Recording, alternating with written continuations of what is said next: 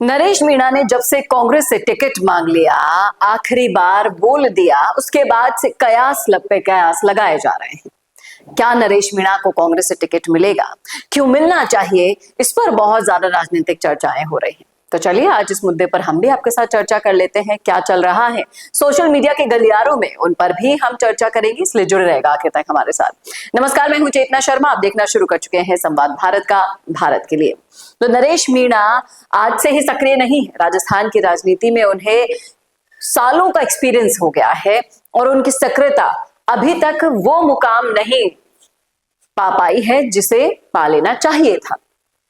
ये तस्वीर social media पर डाली गई, अशोक गहलोत के साथ इसमें नरेश मीणा बैठे हुए हैं।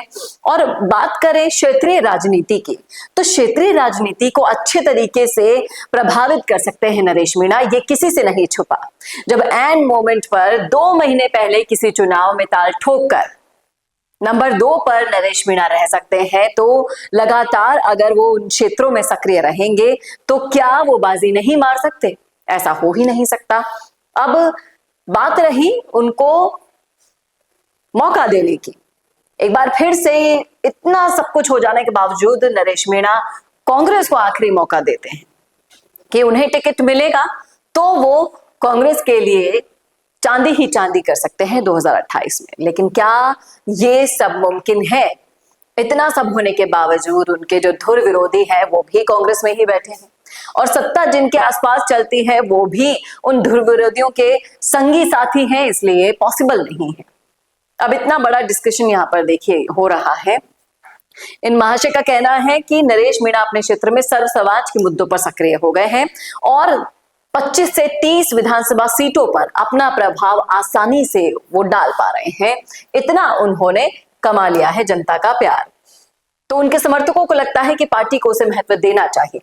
लेकिन अगर किसी भी बड़ी पार्टी जैसे कि भारतीय राष्ट्रीय कांग्रेस के अंदर फैसले की बात की जाए तो फैसला करने के कई स्तर होते हैं। कौन से हैं वो स्तर? जानते हैं। कभी कभी अनदेखी का आरोप राजनीतिक दबाव बनाने की राजनीति भी हो जाता है, तो कभी वाकई संवाद की कमी भी यहां पर बड़ा कारण बन जाती है। 2028 में क्या होगा ये पूरा उस समय के राजनीतिक माहौल पर डिपेंड करेगा, गठबंधन पर डिपेंड करेगा, नेतृत्व और जनता के मूड पर भी निर्भर करता है। क्योंकि जनता का मूड कब कैसा रहता है ये आप अंदाजा नहीं लगा सकते इन सब चीजों का। और रही बात किसी एक नेता के प्रभाव की, तो वो क्षेत्र में तो महत्वपूर्ण हो जाता है, लेकिन चुनावी परिणाम सामूहिक रूप से तय होते हैं। क्षेत्रवासी जहां पर नरेश मीणा प्रभाव डालेंगे वहां से वो ज्यादा वोट ले लेंगे, इस बात में कोई दो राय नहीं। लेकिन जब पूरा चुनाव होगा, पूरे प्रदेश का चुनाव होगा, उसमें प्रदेश में रहने वाली पूरी की पूरी जनता का मूड क्या होगा वो डिपेंड करता है।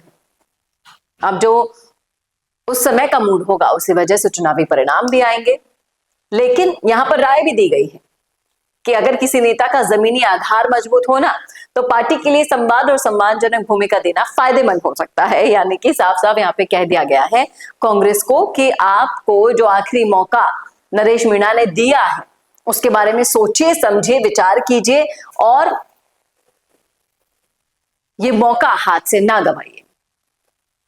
यहां पर लोग क्या कह रहे हैं सुनते हैं। यहाँ पर सरोज मीणा कह रही हैं कि भविष्य में क्या होगा ये तो बात की बातें हैं, लेकिन नरेश भाई को एक बार फिर दिल पर हाथ रखकर उन नेताओं के बारे में ईमानदारी से मूल्यांकन कर लेना चाहिए जिन नेताओं के बारे में नरेश भाई ने हर जाति के नेता से राजनीतिक दुश्मनी ले ली। अब इस कमेंट के पीछे जो छुपा है वो आपसे भी नहीं छुपा है।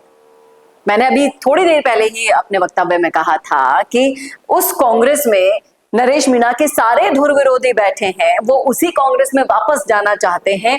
एक बार उन्हें अपने फैसले पर सोचना होगा। यहां पर इस कमेंट का यही मतलब है। और ये बहुत लॉयल फॉलोवर है नरेश मीणा की, ऐसी वैसी नहीं है, बहुत मानती है, पूछती है। इसीलिए सोशल मीडिया पर मैंने इनके बहुत सारे कॉमेंट्स देखे हैं और उसके बाद ये निष्कर्ष निकलता है कि किसे सोचना चाहिए, नरेश मीणा को या फिर कांग्रेस को। देखिए दोनों बातें अलग अलग हैं। नरेश मीणा को भी कहीं ना कहीं ये मालूम पड़ गया है कि अब क्षेत्रीय राजनीति से बाहर निकलकर अगर विधानसभा में पहुंचना है, सदन में पहुंचना है, तो बड़ी पार्टी की जरूरत होगी ही होगी। अकेले से कुछ नहीं होगा। आप वोट बैंक में सेंध लगा सकते हो, लेकिन जीत नहीं सकते प्रॉपरली। ये कहीं ना कहीं उन्हें ये 3 उपचुनाव लड़ने के बाद मालूम पड़ गया है। इसलिए अपने धुर विरोधी वहां बैठे होने के बावजूद भी कांग्रेस से वो टिकट चाह रहे हैं। अब किसकी चाह पूरी होती है, नरेश मीणा की या कांग्रेस की? ये तो आने वाला भविष्य ही बताएगा। लेकिन आप जरूर बताइए किसकी चाहना में कितनी गारंटेड आपको लग रही है, नरेश मीणा की या कांग्रेस की? कांग्रेस को मान लेना चाहिए नरेश मीणा का ये प्रस्ताव, या फिर नरेश मीणा को एक बार फिर सोचना चाहिए? बताइएगा जरूर कमेंट करके कमेंट बॉक्स में। कैसा लगा वीडियो बताना ना भूलेगा, और ऐसे वीडियोस के लिए देखते रहिए संवाद भारत का, भारत के लिए। नमस्कार। अगर आप बनना चाहते हैं पॉलिटिशियन, लेकिन पब्लिक स्पीकिंग और अपने विचारों को व्यक्त करना चुनौती लगता है, या कैमरे और पब्लिक के सामने किसी तरह से बोल पाए इसमें मुश्किल होती है, तो मिशी मीडिया सॉल्यूशंस लेकर आया है पॉलिटिकल कंसल्टेंसी कैंपेन, जिसमें वरिष्ठ जर्नलिस्ट और पॉलिटिकल एनालिस्ट की एक्सपीरियंस्ड टीम आपको मदद करेगी, जिससे आपकी आवाज और भी बुलंद हो जाएगी।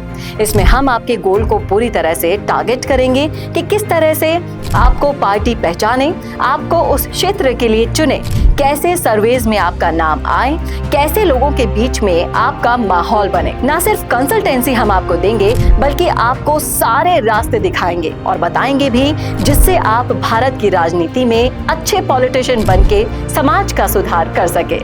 तो अभी कॉन्टैक्ट कीजिए स्क्रीन पर दिए गए नंबर पर।